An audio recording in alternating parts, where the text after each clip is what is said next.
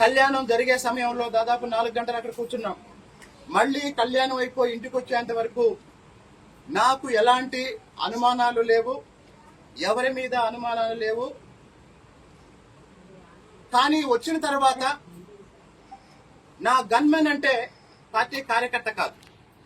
ఇంకోటి, నా గన్మెన్కి ఫోన్ చేసింది ప్రైవేటు వ్యక్తులు, కార్యకర్తలు కాదు. ప్రభుత్వంలో భాగంగా పనిచేసే, నిఘా వర్గంలో భాగంగా పనిచేసే వ్యక్తులు. అంటే ఇది అధికారిక సమాచారం.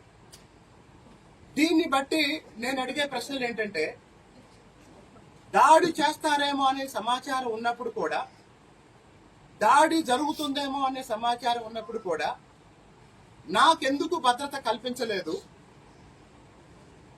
నాకెందుకు ఎస్కార్ట్ పెట్టలేదు, వచ్చేటప్పుడు కూడా ఉద్రిక్తత పరిస్థితులు ఉన్న సమయంలో కూడా ఎందుకు నా భద్రతని వదిలేశారు? అలా అని చెప్పి నా భద్రత గురించి నాకేం భయం లేదు. నేను చాలాసార్లు మా నాయకుడికి చెప్పింది ఏంటంటే, ఇది చాలా మంది నాయకులు కూడా మా వాళ్ళకి నచ్చలేదు, జనంలోకి వెళ్ళేటప్పుడు నేను ఒక్కడనే వెళ్తాను, లేదా నేను వ్యక్తిగతంగా మాట్లాడతాను. రాజకీయాల్లో నాకు నచ్చని అంశం ఏంటంటే, ఏ విషయమైనా గుంపులుగా వెళ్ళి ఒక కుటుంబంతో మాట్లాడాలన్నా, ఒక వ్యక్తితో మాట్లాడాలన్నా, ఒక సమస్య తెలుసుకోవాలన్నా కుదరటలే. ఎక్కడికి వెళ్ళినా ఏమవుతుంది, ఇప్పుడు ఒక నాయకుడు వెళ్తుంటే నాయకుడితో పాటు 4 కెమెరాలు వస్తున్నాయి. ఇంతకుముందు మీడియా వాళ్ళు మాత్రమే వచ్చేవాళ్ళు. ఇప్పుడు ప్రతి నాయకుడితో పాటు సొంత సోషల్ మీడియా టీం వస్తుంది. నేను వ్యక్తిగతంగా ఫీల్ అయ్యేది ఏంటంటే, ఇప్పుడు రాజకీయాల్లో ఉన్న నాయకులు బయటకు వస్తే ప్రజల కోసం పనిచేసేది చాలా తక్కువ సమయం అవుతుంది, పబ్లిసిటీ చాలా ఎక్కువైపోతుంది.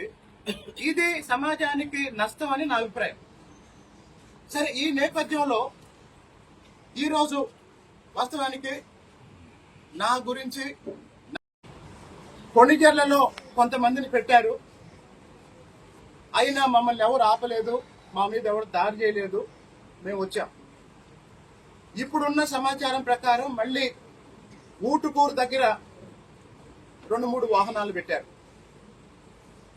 సరే, పూర్తి సమాచారం దాడి చేయటానికి పథకం రచించిన వాళ్ళకి తెలిసినంతగా నాకు తెలియదు. నాకున్న బిట్స్ అండ్ పీసెస్ సమాచారం ప్రకారం నేను అడిగే ప్రశ్న ఏంటంటే, జగన్మోహన్ రెడ్డి మీద పోరాటం చేసిన రోజు కూడా నా మీద ఎప్పుడు దాడి చేయడానికి, నన్ను చంపడానికి ప్రయత్నం చేయలేదు. ఇప్పుడు తిరువూరు శాసనసభ్యుడిగా తిరువూరు ప్రజల అభివృద్ధి కోసం, తిరువూరు ప్రాంత అభివృద్ధి కోసం, ఆ అభివృద్ధిలో భాగంగా పేకాట క్లబ్లు మూసేసినందుకు నా మీద దాడి చేస్తారా? లేకపోతే రేషన్ మాఫియా గురించి ప్రశ్నించినందుకు నా మీద దాడి చేస్తారా? తిరువూరు నియోజకవర్గానికి ప్రతి నెల 151 టన్నుల రేషన్ బియ్యం వస్తున్నాయి. తిరువూరు నియోజకవర్గ పరిధిలో ప్రతి నెల ₹1 కోటి రేషన్ మాఫియా కుంభకోణం జరుగుతుంది. ఈ ₹1 కోటి తింటున్న పందికొక్కుల గురించి బయట పెట్టినందుకు నా మీద దాడి చేయబోతున్నారా? పేకాట గురించి, మద్య షాపుల గురించి నేను ఎందుకు అభ్యంతరం చెప్తాను అంటే, మద్యానికైనా పేకాటకైనా బానిసలై కుటుంబాల్ని ఇబ్బంది పెట్టి ఆర్థికంగా చితికిపోయేది పేద మధ్యతరగతి కుటుంబాలు, ఎస్సీలు, ఎస్టీలు, బీసీలు. అంటే బాగా డబ్బున్న వాడికి ఏదన్నా వ్యసనం ఉన్నా కూడా నష్టపోయినా తట్టుకోగలుగుతాడు. కానీ కూలి పని చేసుకునే వాళ్ళు, చిన్న చిన్న ఉద్యోగాలు చేసుకునే వాళ్ళు ఇట్లాంటి వ్యసనాలకి బానిసైతే కుటుంబాలు నష్టపోతాయి, పిల్లలు రోడ్డున పడతారు అనే ఒక సామాజిక బాధ్యతతో నేను పేకాట వద్దంటున్నాను. మద్య షాపులు, బెల్ట్ షాపులు నియంత్రించడానికి ప్రయత్నం చేస్తున్నాను. తర్వాత నేను చేసే పనుల వల్ల తెలుగుదేశం పార్టీకి ఒక 10,000 ఓట్లు పెరుగుతాయి తప్ప నష్టం రాదు.